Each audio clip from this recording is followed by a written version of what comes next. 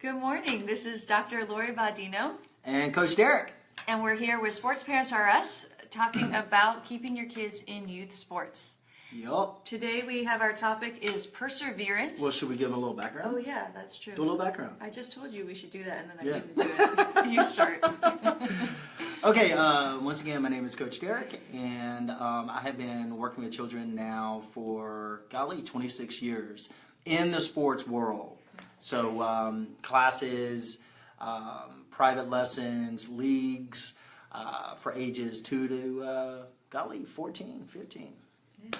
You also have your charity. Ooh, yes. So my for-profit is Coach Derek Inc. CoachDerek.com is where you can find all that. And then my nonprofit's Let's Give Them a Shot. And that's where we seek out underserved communities and offer the same high-quality sports to them. It's fantastic. Thank you. Yeah. I love it. I love it. So I don't know where to look on this, so you guys can write in and tell us where to look. Okay, my name is Dr. Gloria Body. I'm a licensed clinical psychologist and a board-certified dance movement therapist. What that means is that I use a mind-body approach, not just looking at children in terms of what's happening in their brain, which is so important, and I'm so excited to learn about, but also this bottom-up approach, really understanding what happens in our body, where we hold pathology, challenges, communication with our children. And I work in private practice as well as at Children's Hospital, where I work at bedside with children with terminal illness, mostly cancer and blood diseases, and special needs. The other thing we do is this, is talking about sports. We want to be that contact where, you know, your kid's on a team, and coaches are incredible at coaching sports, I want to say. It's a lot. Most, okay. But I have to say, it's a big task. You have these kids where you don't know where they come from all the time. You don't know what happened during the day. You don't know what's going on at home. You don't know what's going on at school. You get them one day a week for practice. And luckily it's something they enjoy, because sports is so exciting. Hopefully they enjoy it. But then you also, you have to teach all these steps. It's a lot. It's a lot. It's a lot. And a lot of times I'm noticing that coaches aren't, it's not their fault, but you're not necessarily trained in child development. Not to understand what's going on in the brain, what's happening with children developmentally. Yeah, you know, especially here in America, where the way it's set up, right? It's a nonprofit organization, and they have a bunch of children show up, like hundreds, sometimes even thousands, and now it's like, oh my God, we need volunteers. Somebody please take this team. Right. And it's normally, you know, the mother or the father. Right. Which is great because they have their kids, but it's still different when you've got 15 others. Yeah. It's huge. Right. And your own. And you know how to teach your own kid. Exactly. That's not what they might want. So it's a lot. It's a lot. Yeah. It's a lot. So, you know, we want you all to write in questions. We got some great questions last week. We want to try to answer you. We're learning as we go with this Facebook Live. But today we wanted to talk about when enough is enough. That's the title. Yes. And, you know, we use the word quit or quitter, and I tell you, it's not necessarily a bad thing. Right. It's not. Yeah, so we've talked before about grit, you know, getting those kids to take that challenge and you know, make a mistake and pick up and keep going. Mm-hmm. But today we're talking a little difference. When to be persistent and when you are just pressuring your child in a situation that's not comfortable for them. Exactly.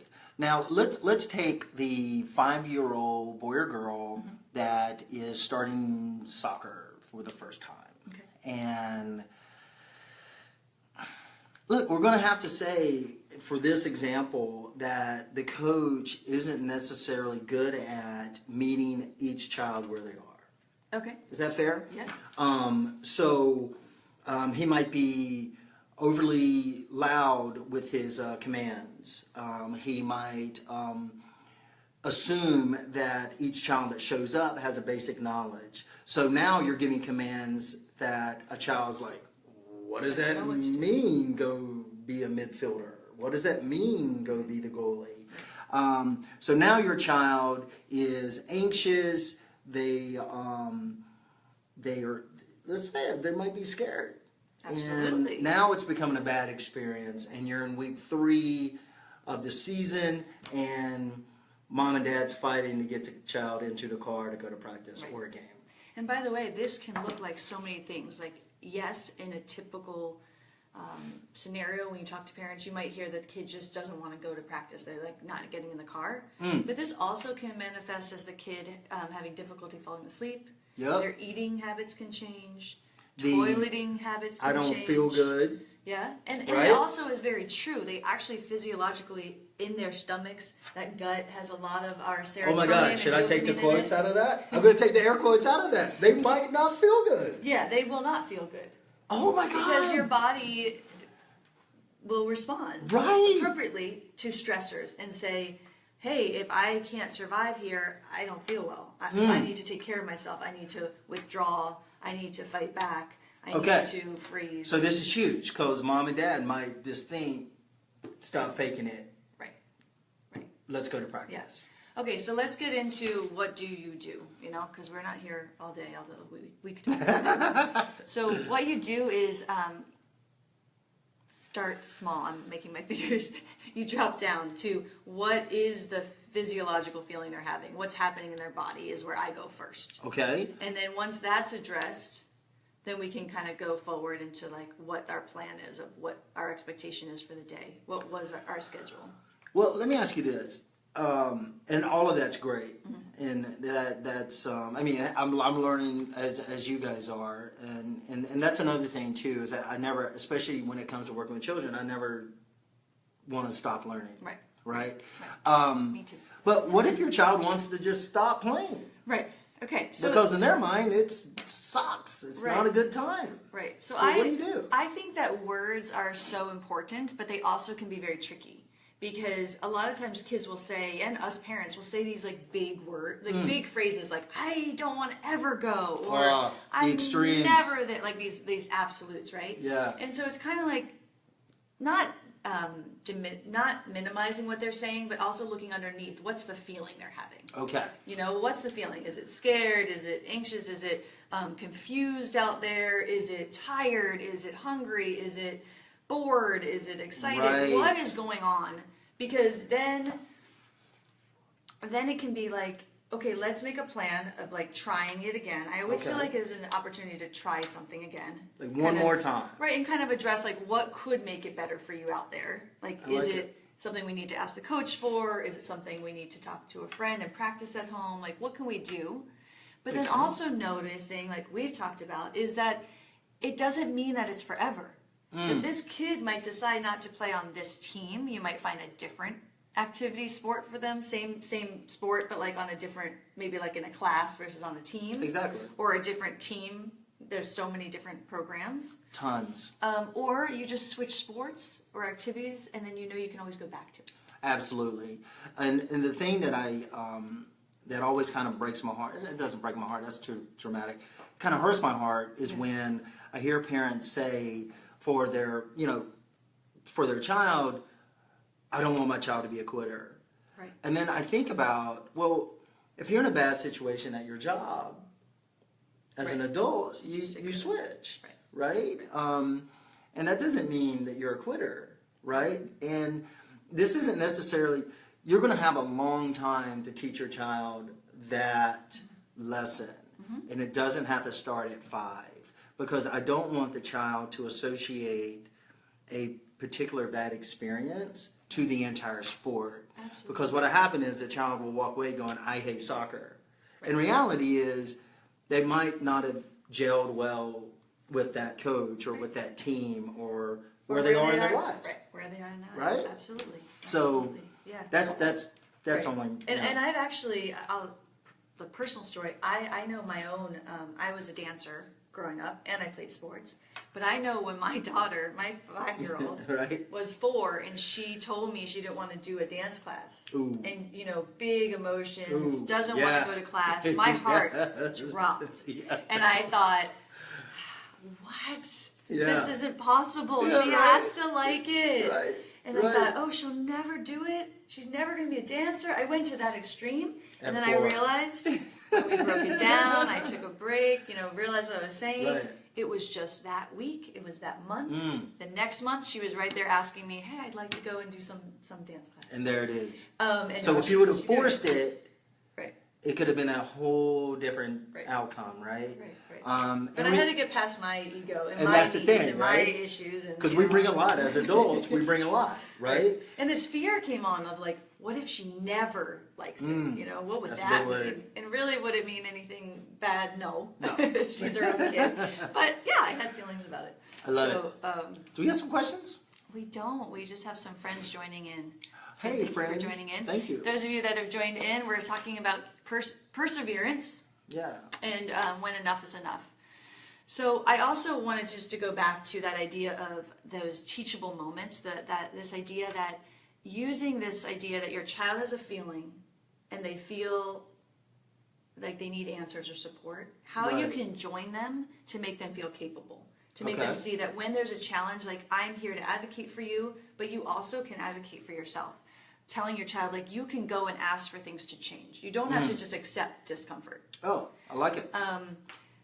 But then there's this toss-up where it's okay to have a little bit, not everything's going to feel so comfortable when it's new, especially for children that are like those willful children, those high-spirited children that do really well with predictability, those kids that feel like they do really well when they're the master at it, but when it's something that they're not mastering at it, they want to like kind of push away. Right. So I think temperament's a big thing to look at. Like, is my kid someone that's pretty easygoing and they tend to do everything, but now they're saying, I don't want to do this? That's significant. Oh, that's huge. Versus a kid who's always quick to say, like, hey, there's a challenge, I don't want it. I can't do it. And it doesn't mean you have to force either one of those kids. No. But just that's important to look at, those temperaments. And the other thing is, kind of going back to or jumping over to the parent side of it is, remember, if you do decide that this particular situation in this particular moment isn't the best, you can't really tell a 6-year-old, well, I paid all this money. Right. Because they don't have that concept, and, they don't understand that. Well, and the guilt's not going to make them like the sport any better. And then it's not going to be, oh, so you did pay the $100. Okay, well, now I love it. Right. Right? So they'll So, just feel like this torn feeling inside of, what do I do? exactly. Who am I doing this for? Exactly. So, and then the other thing about temperament, I always tell parents, is if your child is kind of standing off and assessing the situation, that's never a bad thing. Yeah. Because when they're 16, do you want them to be the first one in the car? Right? So yeah, that's that slow to warm child, the child that kind of pulls back and then surveys the scene and makes their choices. Right. Yeah. So we have a question. It says, when is the best time to have the type of reflective conversation with your child? It's a good question. So I'm imagining reflective conversation of like that perseverance versus when it's enough. And so we've been talking about, having your child lead the conversation. I feel like it's always an opportunity to jump in and have these conversations. This is the most important part. I mean, I advocate for talking to 2-year-olds, or even newborns, just talking. But the difference is that you're, again, looking at not necessarily the words they're saying, but underneath the feelings, what they're expressing, and really slowing down and seeing how they can lead the conversation. Kind of just being like an explorer, coming at it with a sense of awe, of saying like, I'm wondering what happened here, or what do you think what would happen if you did this? And an example might be if you saw the kids having a contest at practice, and you're wondering about how did the coach, what was the goal there, what happened there? You're thinking, and you're trying to get your kid to actually know what to do. Right. Instead of telling them what to do, you might be like, what did you need to do to get the ball all the way down the field? And then you can find out what they really know or not. Right? So that's huge. And the other thing is, when you're having these conversations with the children, to remember that, and this kind of goes back to what you were saying, let's try it one more time. Yeah. Because then that's going to put you in a situation that's like, well, you tried it one more time, and you still feel this way, so let's go ahead and put it down for now. Yeah. Or you might be in a situation where you're like, oh my goodness, what if we would have quit? Right.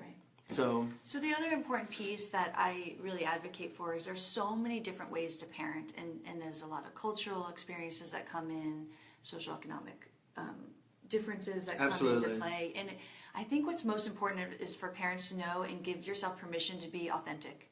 You know, there's so many books out there that tell you to be, you know, really like comforting and empathic with your child and be present with them, which I totally value. And then there's the other side of kind of more behavioral approach and kind of saying the rules because I said so. And, you know, every parent has their way. Right. But I think underneath all of that is if you're not genuine to yourself as a parent, if there's something that's tearing you up inside and you're not really genuinely figuring that out, your child knows that. So if you have a family philosophy that says, we stick out, when we sign up for something, we give it 4 sessions. Or if we say we're going to go that day, we follow through. Yes. Then you should honor that as a family. Absolutely. And tell your child that's something that you respect and that's what we do as a family.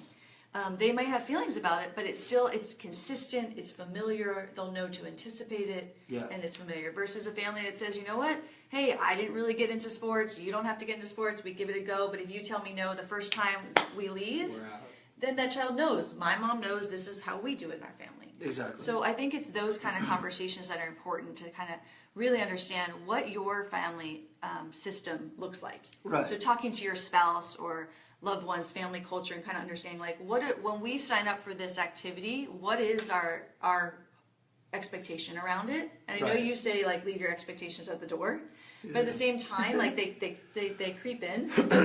Absolutely. So kind of making sure, taking a step and saying like, let's talk about this. And those are agreements. Those are agreements that that you as a family unit sit down and create. And to me, that is that's a follow through with an agreement. Versus, excuse me.